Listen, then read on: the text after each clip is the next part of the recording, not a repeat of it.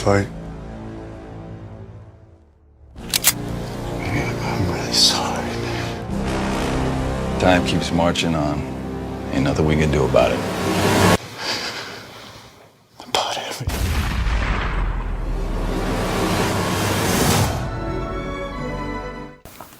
Hello and welcome to the Matt's Movie Reviews podcast. I'm your host Matthew Pejkovic and this is episode number 228.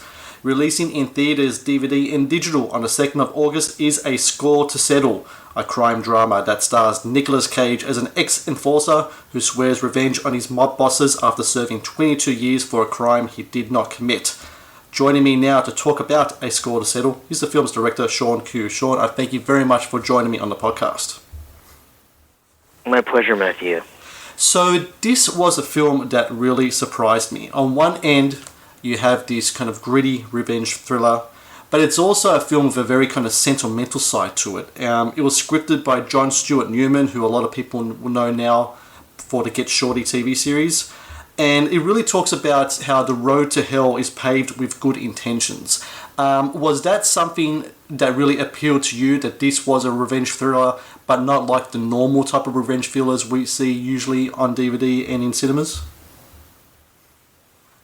Yeah, I definitely connected to these feelings, especially as a new father when I first got the script, these feelings of regret that you just can't undo the things you do as much as you wish you could or as much as you try to, and how those things sort of pile up in your relationship and in your, mind. And I think that was a very powerful element that, the producer was a very passionate about, and he brought it to me, and I think that's also what hooked Nick in, was just this father-son relationship at the core of the film that is just, like you said, it can be heartbreaking at times, but there's so much hope in it. The role of Frank, of course, is played by Nicolas Cage, and what I love about watching Nicolas Cage work, it always seems like he brings something different to his roles. He's an actor unto his own. I might ask you, Shawn, what was the Nicolas Cage experience like for you as a director, working with an actor like he is? Working with him was just a dream. I know when we first sort of approached him, sometimes you throw these wishes out into the ether and hope something comes of it. And I remember getting the call saying that Nick wants to meet you, and I said, what, when? I'll be there. It was just he's amazing because he's so committed to this story, especially, but just as an actor, I think when he signs onto a project, there's definitely something that he feels in his gut about it, and as a father as well, that was his connection. But he comes with so much work ethic that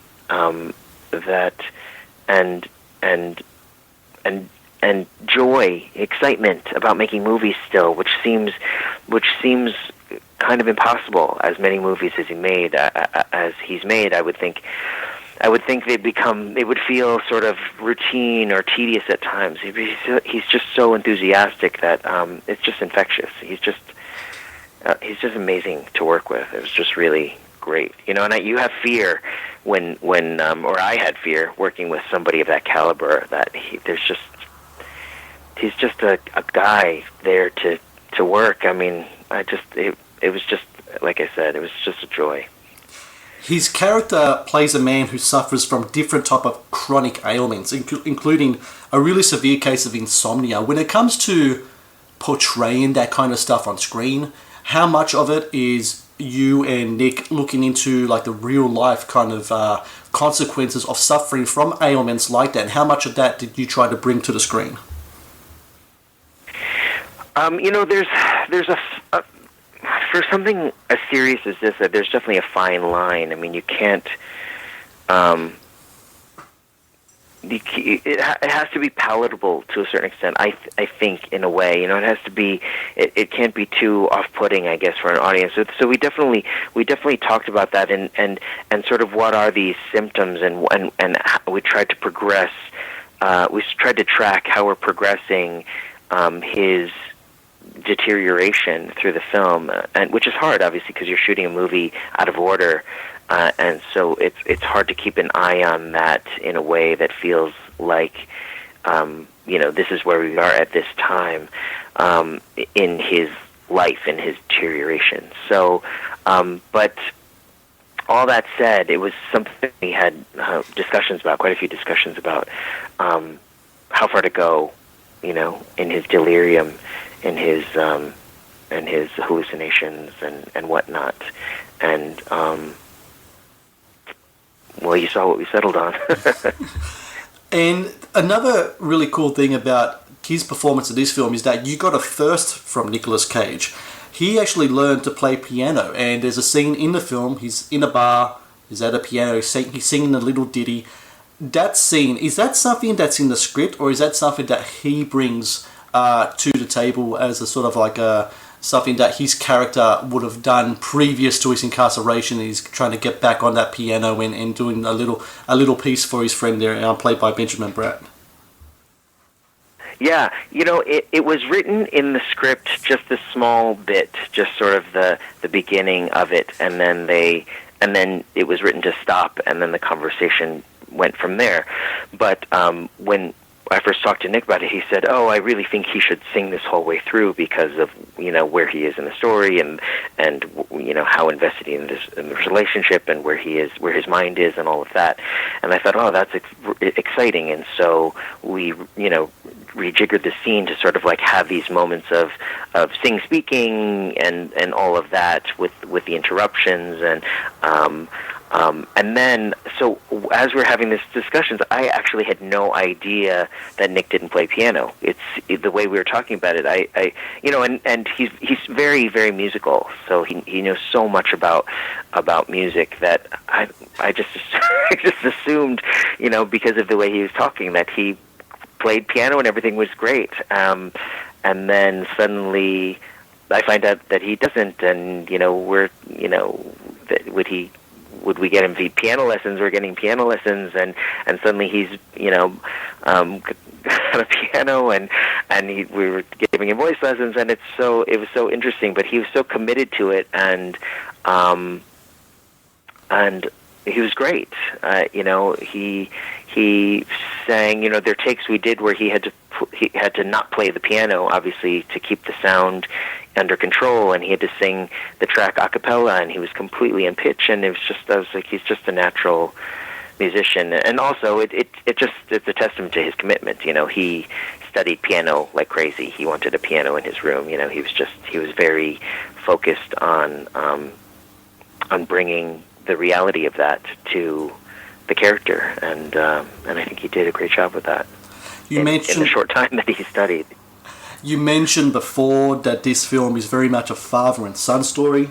It's very much a story about a man who has lost time during quite a big stint in prison and lost the experience of raising his son. And so he's trying to catch up on that. And the son, Joey, is played by Noah LaGrosse.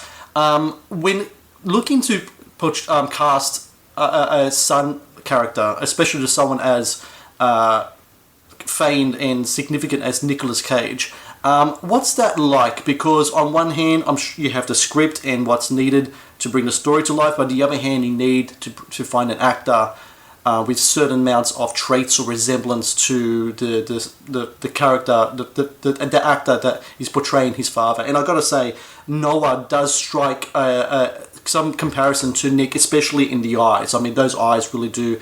They look like his father's son's eyes. I mean, casting Noah, there's all this consideration coming into. Was it a long process? Did you guys have him in mind? How did it come about that he was in your movie?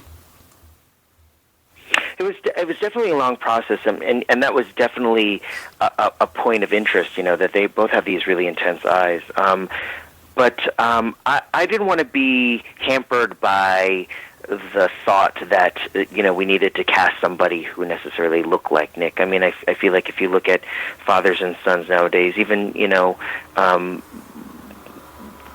if you're mixing ethnicities, there isn't necessarily that much of a similarity, depending on how you go. And so we definitely considered actors of mixed ethnicity. We didn't want to hamper ourselves by we want to be slightly colorblind about it as well. But we came across Noah. He's just a great young actor, and he brought this vulnerability to the role and some strength and sharpness that was kind of everything we were looking for. And that's how you get a part, I guess. He was just great and confident, and I can't imagine what it's like to be a young actor, suddenly opposite Nick Cage. I mean, and he was great. He challenged him, when I needed him to, and he was light, and he was just great. I thought they had great chemistry, and they really hit it off camera as well, which I'm sure helped in their on-screen relationship, And you can definitely feel that as well. There are scenes in the movie where there's bonding scenes between the two, and you can feel that connection between them. My final question, Shawn, I was doing some research on yourself, looking at older interviews, and I came across an interview you did back when Beautiful Boy was released. And by the way, I just want to say that's a fantastic film. Thank you. And in that interview, you talked about the nature of directing, and you said that directing is like getting pecked to death by crows. Everyone needs a piece of you. At that time, this was your first feature film. You did a few shorts. You acted in movies prior to that, but that was your first feature. Now that you have more experience in the industry and as a filmmaker, your outlook to directing now, is it similar to what you had beforehand, or does maturity bring different reflection and different experience and changes that somewhat? Well, that I can't take the credit for that quote. That's something that somebody told me, and it's certainly true. There's definitely that level where, when you're in the heat of it, it's just everybody wants, everybody has questions, and it's someone else told me a sort of a similar idea of quote, that directing is just a series of yes and no questions. Like people want to know whether you want this or that, and and you're choosing. But I think it's a little of both. I mean, I've definitely spent a lot of time in the independent film world, and making films is hard, but making independent films is really hard, because you could spend all this time trying to make it and never get there, and I think it's heartbreaking. You put so much of yourself into the nurturing of this, child of a film, a story. But it's not easy, but it's hopefully fulfilling in some way. I mean, if you're aching to tell a story and finally get to tell it, and hopefully someone hears it, sees it on the other side, and hopefully is moved in some way by it. I mean, that's why we tell stories in the first place. I just want to say, Shawn, thank you very much for joining me today, and congratulations with the film, and best of luck with the release. Thank you so much, Matthew.